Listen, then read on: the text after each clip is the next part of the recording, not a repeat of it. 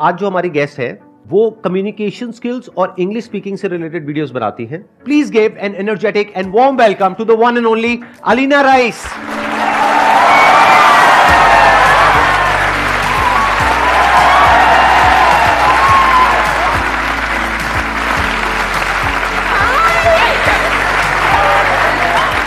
Please बैठिए।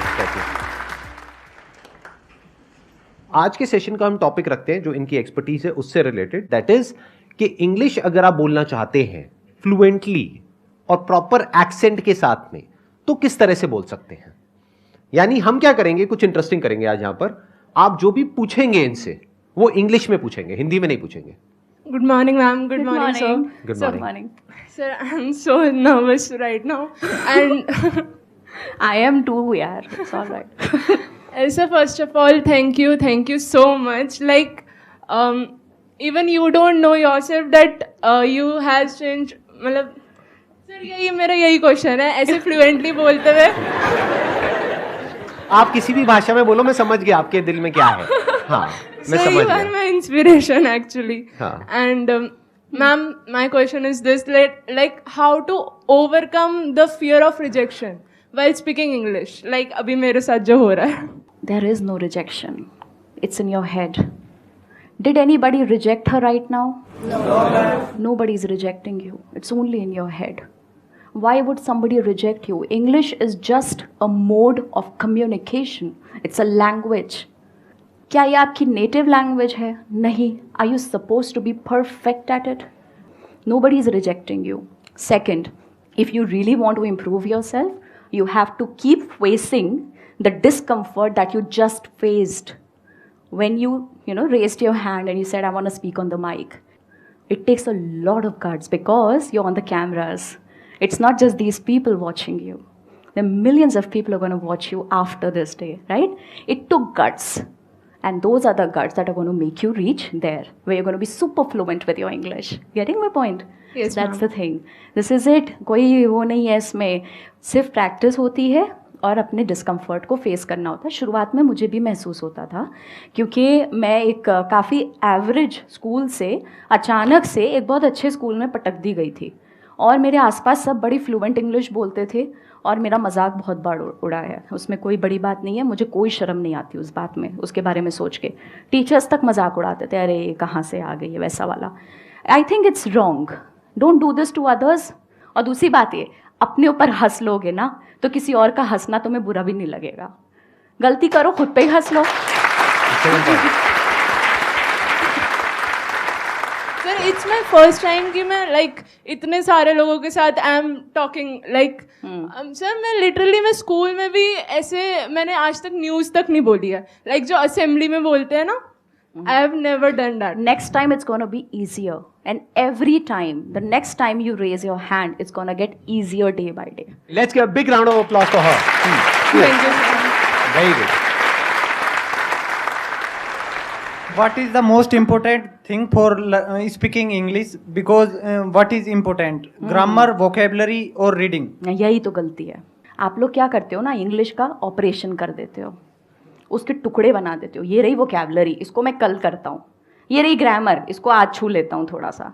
ये रही कुछ और, ये कुछ और, ये कंस्ट्रक्शन है, ये सेंटेंस कंस्ट्रक्शन है। देखो, हम इस पे बोलते हैं top down approach.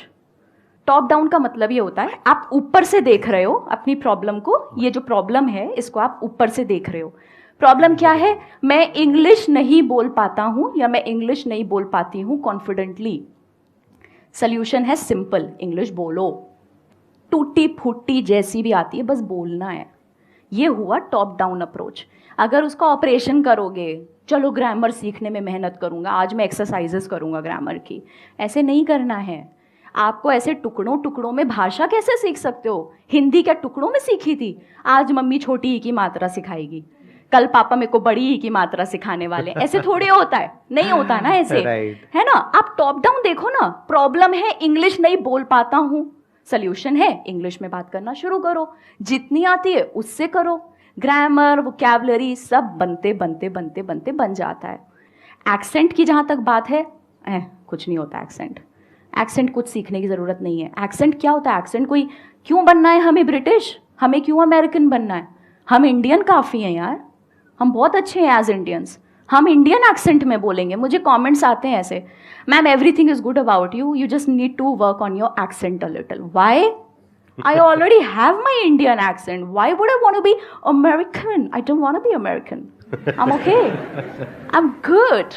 And that's what you have to be. Currently, I am preparing for CDS exam. That's very In nice. which interview will be conducted in English language. आप ये कह रहे हो ना कि आपको इंटरव्यू में बेटर करने के लिए क्या करना है? आपको प्रैक्टिस करनी है. आई नो थोड़ा घिसा पिटा हो गया, बट यही है यार. मेरे पास कोई मेडिसिन थोड़ी है मैं दूंगी ये वाली खा लो हो जाएगा. नहीं, आपको प्रैक्टिस करनी है. बोलने की कोशिश करो ज़्यादा से ज़्यादा.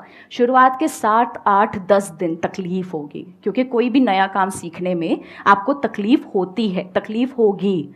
11वें 12वें दिन अगर आपको आराम महसूस होना शुरू ना हो जाए तो आप बताना.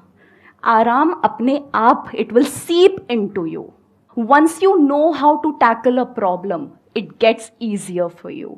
एंड जितना डिस्कम्फर्ट डे 1 पे होता है, डे 11, डे 12 पे उतना नहीं होता है. बट या इट्स अ लॉन्ग फाइट. सालों लगते हैं. ये जो अंग्रेज़ी कोर्सेज होते हैं ना, 40 दिन में अंग्रेज़ी सीखो, नहीं सीख सकते. थोड़ा बहुत सीख भी लोगे, बट आपको अपने मुंह से डिलीवर करने में परफेक्टली सालों लगेंगे. तो यहाँ पे मेरे माइंड में एक आइडिया आ रहा है कि आप क्या कर सकते हो कि ये जो एग्जामिनेशन है, जहाँ पर जा करके आपको अच्छे से इंग्लिश में बात करनी है या इंटरव्यू देना है, तो आप स्टडी करो कि इसका पैटर्न क्या है. आजकल तो ऑनलाइन ऐसे बहुत सारे चैनल्स हैं जहाँ पर के ऐसे मॉक इंटरव्यूज होते हैं.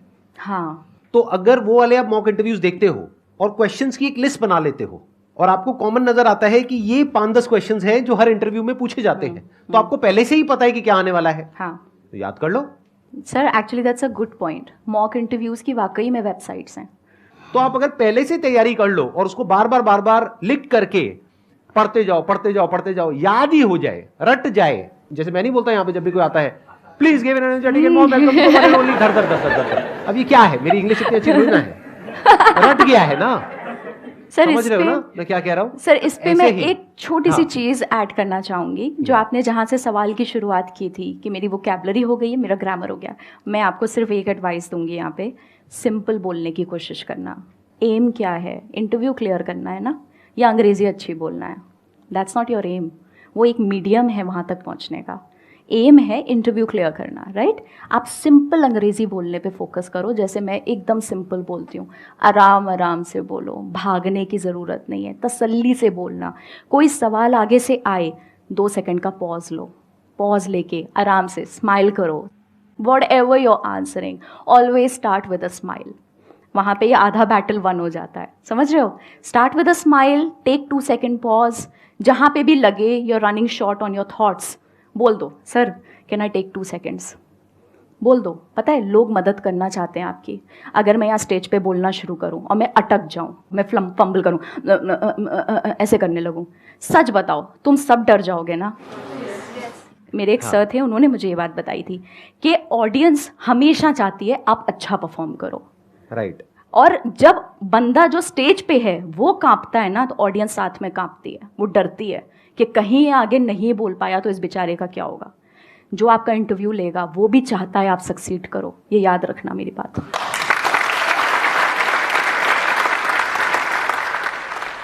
Hello sir, hello ma'am, good morning. Good morning. My question is that ki I am good in speaking English, but my accent is not so good. Because of that, my speaking English is not so bad. It is like dumb. And my life is going in a corporate life, and all thing I want to do is in a corporate life. So how can I improve my accent? Because before it was 0, now it is 0. By accent, do you mean the style of speaking? What Yes, do you ma'am. mean by accent? Because accent का तो अभी मैंने थोड़ी देर पहले बोला था कि आपका इंडियन एक्सेंट है वही मेंटेन करना है. I think she's talking about pronunciation rather than yes, accent. ma'am. She's saying कि पहले I used to say Before it 0, was now I 0. say 0. Yes. Ah, See the अच्छा, changes. okay, okay. How can we update ourselves? वैसे देखो, अगर आप सीखने की भी कोशिश करोगे, लेट्स से आप YouTube के सैकड़ों वीडियोस देखते हो, आप रिटेन नहीं कर पाओगे. मैम कुछ नहीं होता. रिटेन नहीं कर पाओगे, है ना? होता क्या है मैं बताती हूँ. एक छन्ने की तरह होता है. आप उसमें इतना ढेर सारा डालोगे, छन्ने में इतना सा बचता है ना, चाय की पत्ती का इतना बड़ा आप पूरा टम्बलर उसमें पोर कर दो तो इतनी सी पत्ती बचती है। एक्चुअली लर्निंग का भी यही होता है, आप इतना अंदर दिमाग के डालोगे इतना सही बचेगा, बट उसी के लिए हमें ट्राई करना है, इसलिए अपने बेस को बढ़ाते रहो, ठीक है। अभी आपने इतना डाला तो इतना बचा, आपने इतना और डाला अपने दिमाग में, इतना और बचेगा। ये धीमे धीमे याद रखना। देखो, अपने ऊपर प्रेशर मत बनाओ कि मुझे ज़्यादा से ज़्यादा रिटेन करना है, तुम नहीं कर सकते यार। कितनी भसड़ होगी ज़िंदगी में, है ना, कुछ रिलेशनशिप का, कुछ फैमिली का, कुछ करियर का, कुछ पढ़ाई का, पैसों का, सैकड़ों चीज़ें होंगी। क्या पूरा दिमाग तुम्हारा इंग्लिश पे ही लगा हुआ है? नहीं ना। तो अपने आप से ये एक्सपेक्टेशन ही गलत है कि अरे यार मैं इतनी मुश्किल से तो 0 को 0 कर पाई हूँ, आगे क्या होगा मेरा, आगे कैसे मैं इसको ठीक करूँ, उसको ठीक करूँ। मत बनाओ। ऑटोमेटिकली आपका दिमाग जितना आप सोचते हो उससे ज़्यादा स्मार्ट है। आप जितना ज़्यादा इसे एक्सपोज करोगे, जितना ज़्यादा लर्निंग है ना, learning is the key word here, जितना ज़्यादा लर्निंग से एक्सपोज करोगे उतना ज़्यादा आप सीखते जाओगे, आपको पता भी नहीं चलेगा। नेक्स्ट टाइम आप डम्ब नहीं बोलोगे, आप डम बोलोगे, क्योंकि बी साइलेंट है। समझ रहे हो?